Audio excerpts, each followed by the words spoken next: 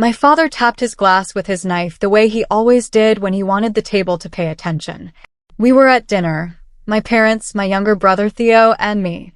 A regular Sunday meal at the house I grew up in, with the same china and the same dining room and the same particular quality of air that had always made me feel slightly smaller than I was everywhere else. Let's be honest, my father said, smiling the way people smile when they are about to say something cruel and want the cruelty to land as humor.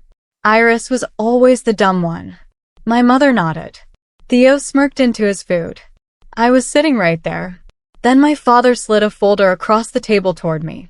Inside was a single document, a revised family will, with my name notably, deliberately, completely absent. Before I could process a single word of it, a waiter appeared quietly at my shoulder. "Ma'am," he said, "this was left for you." He placed a white envelope on the table beside my plate and walked away. "My name is Iris, and thank you for listening to my story of betrayal, resilience, and justice. I'd love to know where you're watching from. Are you on your commute, taking a break at work, or cozy at home? Share it in the comments so we can connect and swap stories like this together. If this story pulled you in, don't forget to subscribe, give it a like, and hit the notification bell so you never miss the next real-life drama. Every share helps these stories reach someone who needs to hear them. Let's keep the conversation and the justice going." My hands were not entirely steady when I picked it up. The envelope had my name on the front, not my full name, just Iris, written in handwriting I did not immediately recognize. Neat, slightly old-fashioned, the kind of handwriting that belongs to people who were taught to write carefully and never stopped. Inside was a folded letter and something else. Something thicker. I unfolded the letter first. It was short, 3 sentences. The first said that I had never been the dumb one. The second told me to call a number written at the bottom. The third was a signature, a name I did not recognize. The thicker item was a check, $50,000, made out to me. My mother leaned forward. "What is it?" I folded everything back into the envelope and held it in my lap beneath the table's edge. "Junk mail," I said. My father looked at me for a half-second longer than the answer required. Then he went back to his dinner. I sat with $50,000 in my lap and tried to keep my breathing even. I drove home with the envelope on the passenger seat. At my kitchen table, I unfolded the letter again and read the signature carefully. The name meant nothing to me on first reading. On second reading, something moved at the edge of my memory. Not quite a face, not quite a voice, just the feeling of a name I had encountered before in a different context. I typed it into a search engine. The results came back in seconds. The name belonged to a woman who had taught English and critical thinking at my high school. I had been in her class at 15. She had been the only teacher who had ever graded my essays with comments that went beyond corrections, comments that said things like, "This argument is stronger than you think and develop this further, it's worth it." She had died 2 months ago, age 71. I stared at her photograph on the screen for a long time. She was gone. So who had sent the envelope? And how had they known exactly where I would be sitting tonight? I called the number at the bottom of the letter the following morning. It rang twice before a man answered. His voice was calm and measured, the voice of someone who deals with difficult information regularly and has learned to carry it without urgency. He introduced himself as the executor of her estate. He said she had left instructions. He said he had been tracking my whereabouts for the past 3 weeks in order to deliver the envelope at the right moment, which he explained without any apparent awareness of how extraordinary that sounded. I asked him what she had left me beyond the check. He said the check was only the beginning. Then he paused, the particular pause of someone choosing how to sequence information. "Your parents didn't tell you, did they?" he said. The question landed in my chest before my brain had finished processing the words. "Tell me what?" I said. Another pause. "I think," he said carefully, "we should meet in person." We met at a coffee shop near his office 3 days later. He was a quiet man in his 60s, with the organized stillness of someone who has spent decades handling other people's most important documents. He brought a folder. He set it on the table between us and opened it without preamble. My teacher, her name was Mrs. Adeyemi, had noticed something in me when I was 15 that she believed was significant enough to act on. Not loudly. Quietly, in the way she apparently did everything. She had submitted my name to a private scholarship and mentorship program, a long-running initiative that identified young people with high potential who were not being recognized by their conventional environments. The program tracked candidates over time, offered intensive development, and placed successful graduates in positions within a network of established firms. I had been accepted. The program had sent formal notification to my parents when I was 16.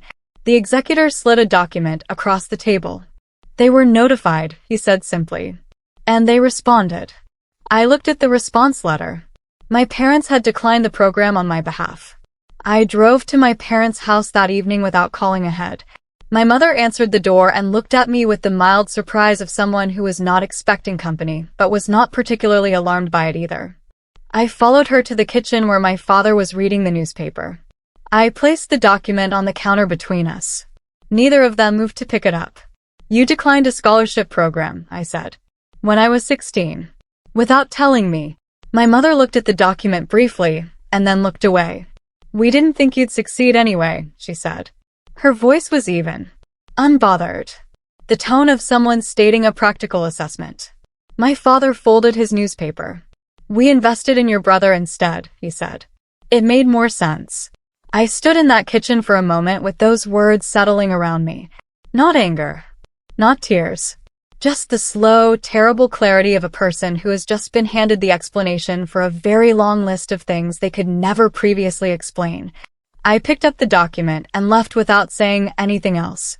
The executor emailed me a second set of documents the following morning. These were more detailed than what he had shown me at the coffee shop. The original acceptance letter from the program, dated when I was 16. The formal response from my parents, signed in both their names. And a third document that made me sit down before I had finished reading the first paragraph.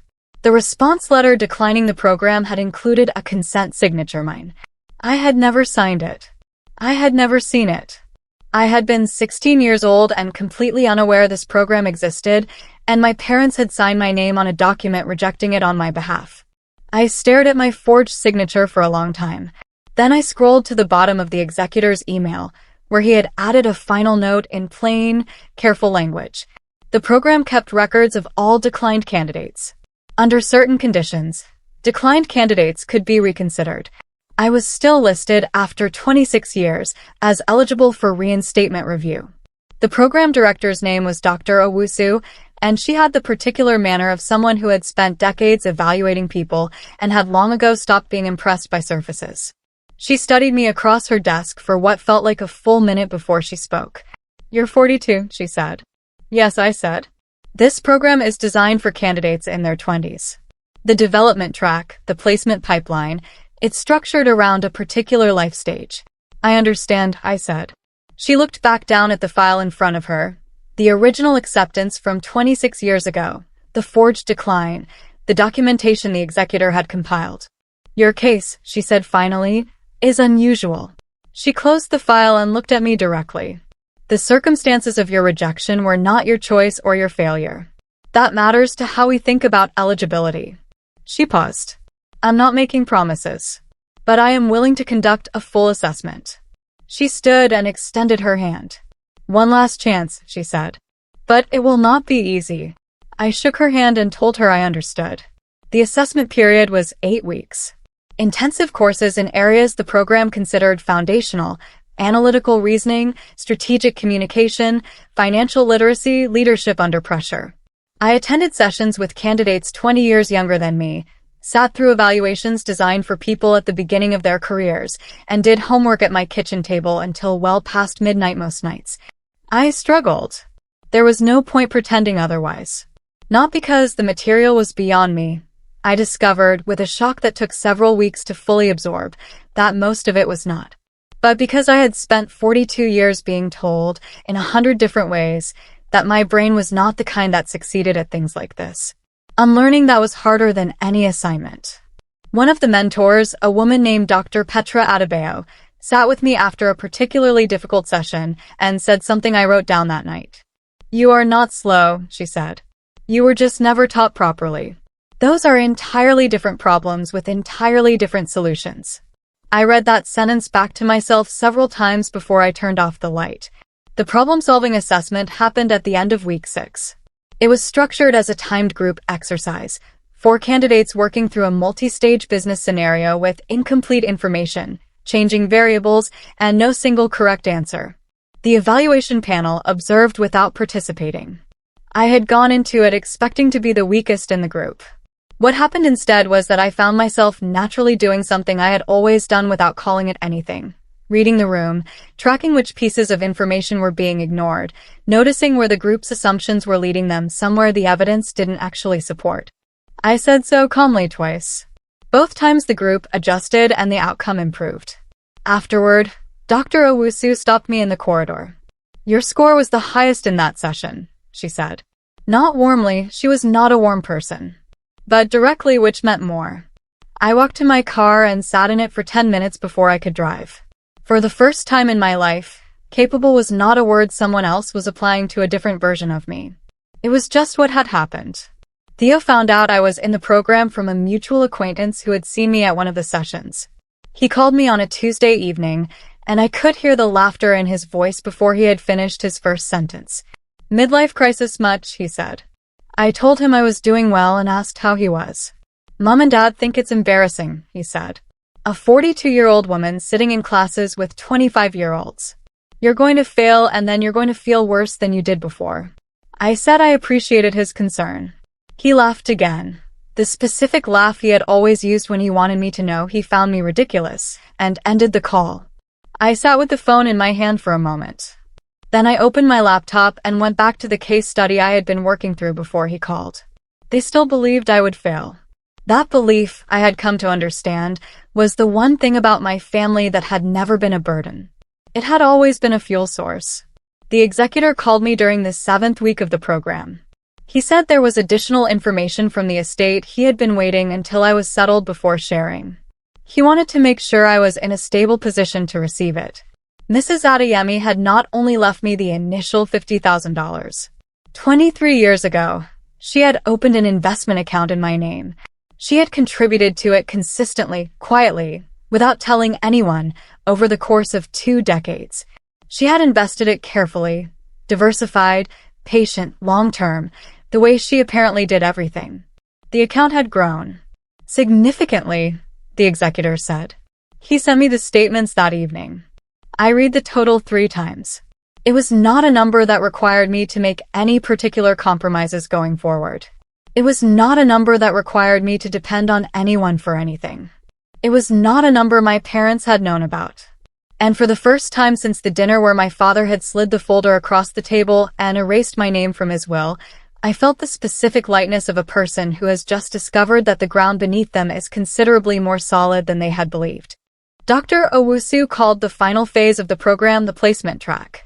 Top-performing candidates from the assessment period were considered for positions within the program's partner network, established firms across finance, consulting, policy, and organizational development. Not entry-level positions. Positions commensurate with a candidate's demonstrated capability and the value they could bring immediately. The competition was real. There were 11 of us in the final cohort. Most were 20 years younger than me and had credentials I did not have. What I had was different. I had 42 years of watching how organizations actually worked versus how they said they worked. I had decades of being underestimated, which had taught me to observe rather than perform. I had the specific skills of someone who had learned everything the hard way and therefore understood every step of it. I had something else too, which I had only recently begun to name clearly. I had a teacher who had believed in me when no one else did, and who had spent 23 years quietly building a foundation under my feet without ever asking me to notice. I was not going to waste that. I found out about Theo's application through Dr. Adebayo, who mentioned it with careful neutrality during one of our sessions. He had contacted the program's partner network through a separate channel, not the program itself, which he was not eligible for, but a connected professional association that shared some of the same firm relationships. He had used my father's name and my father's connections to request introductions. I also heard, through the same careful channels, that my father had made phone calls. I did not know exactly what was said in those calls. What I heard was that whispers had begun circulating in the network, quiet suggestions that a certain candidate's background might not hold up to scrutiny. The candidate they were referring to was me. 26 years later, in a different arena with different stakes, my family was trying to do the same thing they had done when I was 16. Shut the door before I could walk through it.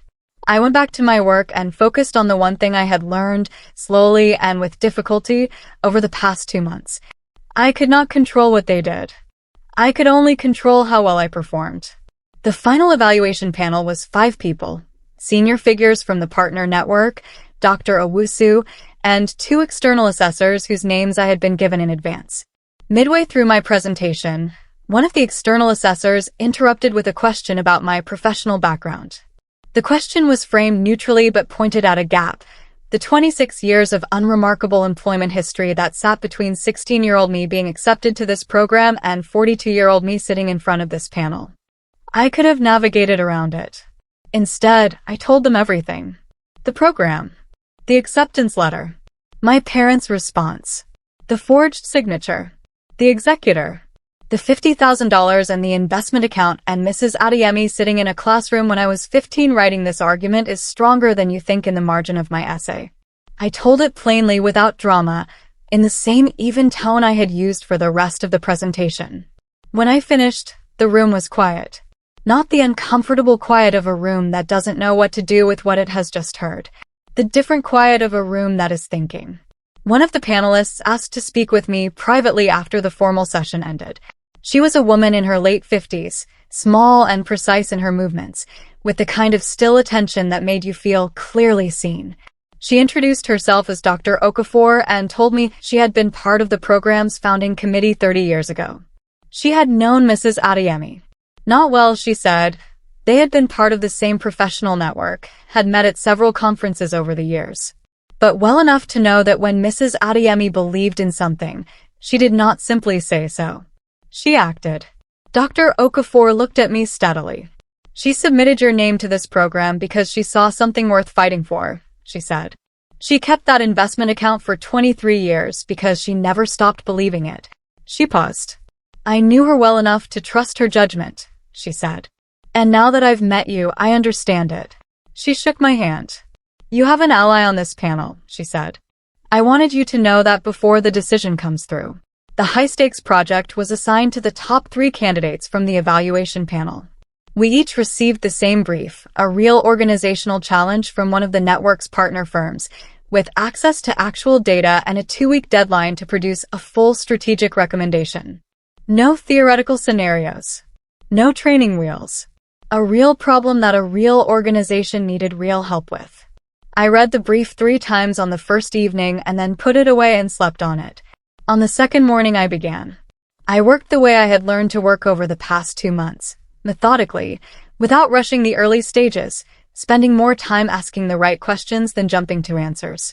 I drew on everything I had absorbed in the assessment period and everything I had understood long before the program from simply paying close attention to how things worked. I also drew on something the other 2 candidates did not have. 42 years of knowing what it felt like to be the person in the room that everyone had already decided didn't belong there. That knowledge, it turned out, was directly relevant to the problem I had been given. The recommendation I submitted was 41 pages. I presented it to the panel on a Thursday morning, starting at 9 and finishing just before 11. I answered every question they asked and 2 they hadn't thought to ask yet. I sat through the silence after the final question with my hands still and my breathing steady. Dr. Owusu was not a woman who showed reactions easily. She showed one now. It was small, a single nod, not at me, at the table in front of her, the private nod of someone whose assessment has been confirmed. But I had been paying attention to her for 2 months and I knew what that nod meant. Dr. Okafor, seated to her left, met my eyes briefly and allowed herself a small, deliberate smile. The panel thanked me and told me the decision would come through within the week. I gathered my materials, thanked them in return, and walked out into the corridor. I stood there for a moment with my back against the wall. For the first time since this had all begun, I was not the underdog. I was simply the person who had done the work. The executor called me on a Monday evening, 4 days after the panel presentation. He said there was a legal matter he had been instructed to raise with me once the program process had reached its conclusion. He wanted me to be fully informed, he said, not because action was required, but because I had the right to know the full picture. What my parents had done, the forged signature, the false consent, the rejection submitted in my name without my knowledge, had not simply been a private family decision. It had involved the falsification of a legal document submitted to a formal institution. The program had its own legal records. The executor had his. Combined, they constituted documentation of something that went beyond a parental judgment call. He said that if I chose to pursue it, I had a case. He said he would support whatever I decided. I sat with the phone against my ear after he finished, looking at the wall of my apartment, thinking about the folder my father had slid across the dinner table. Then I told the executor what I had decided. I decided not to go to court. Not because what they had done did not deserve consequences. Not because I had forgiven it in any easy or complete way, but because I had spent 42 years having my energy directed by my family's actions, and I was not willing to give them one more day of it. A legal process would have taken months, possibly years. It would have placed me in the position of spending my time and focus on a battle whose prize was accountability, which was real and mattered, but whose cost was everything I was trying to build in the other direction. I wanted to build forward, not adjudicate backward. What I told the executor was that I wanted the documentation preserved, properly filed, and accessible if circumstances changed. I wanted the record to exist. But I was not going to spend the next phase of my life in a courtroom. I was going to spend it doing what a 15-year-old girl who sat in the back of an English class had apparently always been capable of doing. The decision felt clean. I slept well that night for the first time in weeks. The consequences I had chosen not to pursue found their own path anyway. Theo's application to the Partner Network's professional association had involved a reference from my father, a reference that characterized Theo's background and capabilities in terms that the association's verification process subsequently found difficult to confirm. I did not arrange this. I did not know it was happening until after it had happened. The association quietly withdrew his provisional membership consideration. My father had made phone calls to people in the network on Theo's behalf, and I now understood against mine. Those calls had been noted by people who had also heard my presentation to the panel and read the documentation from the executor. Reputations in networks like these travel in both directions. I heard about all of this secondhand through Dr. Adebayo, who mentioned it with the same careful neutrality she applied to everything. I did not feel satisfaction exactly. What I felt was the particular recognition of a person watching a natural consequence arrive without any assistance, the way a structure collapses when the false supports are finally removed. The job offer came on a Friday afternoon. A formal letter from one of the program's most established partner firms, a strategic advisory organization with offices in 4 cities, well regarded for doing serious work with serious clients. The position was in organizational analysis, which was, I understood immediately, exactly where the skills I had demonstrated during the project would be most useful. The salary was more than I had earned in any previous year of my working life. I read the offer letter at my kitchen table, then set it down and made a cup of tea and stood at my window looking at the street below for a while. This was the kind of opportunity my parents had decided I was not capable of when I was 16 years old. The kind they had forged my signature to prevent me from accessing.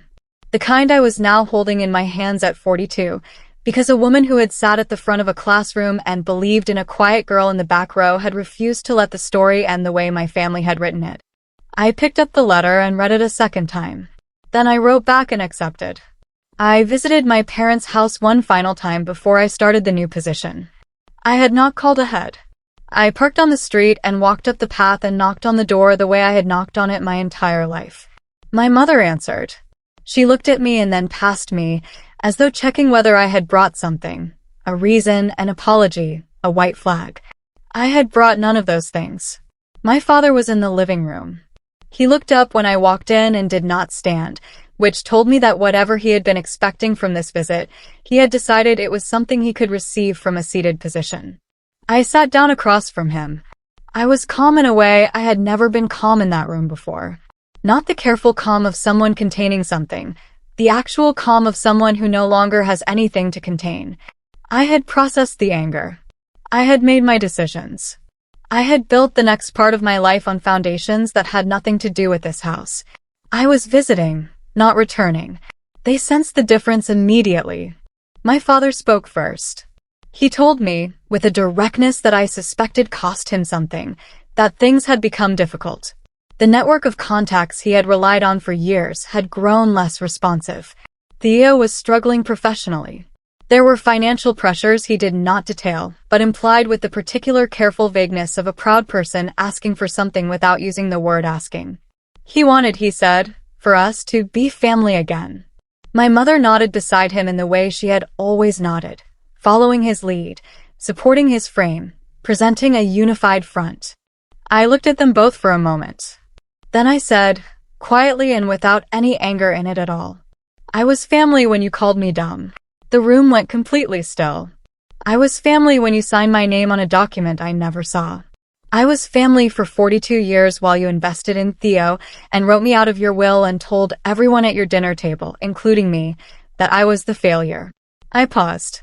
I was family through all of it, I said. You just didn't act like I was worth keeping. Neither of them spoke.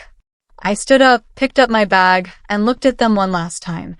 I started the new position on a Monday in early spring. The office was on the 14th floor of a building with large windows and a view of the city that made everything below look ordered and manageable. My desk was near one of those windows. I had a nameplate. I had a first-day meeting with my new team, who treated me with the straightforward professional respect of people who had read my assessment results and were interested in what I could do. I drove home that evening through the lit-up city feeling something I did not immediately have a word for. Not triumph. Triumph implied I had been fighting something, and I had been, but that was over now. Not relief. Relief implies fear, and the fear had quietly left somewhere during the past 8 weeks.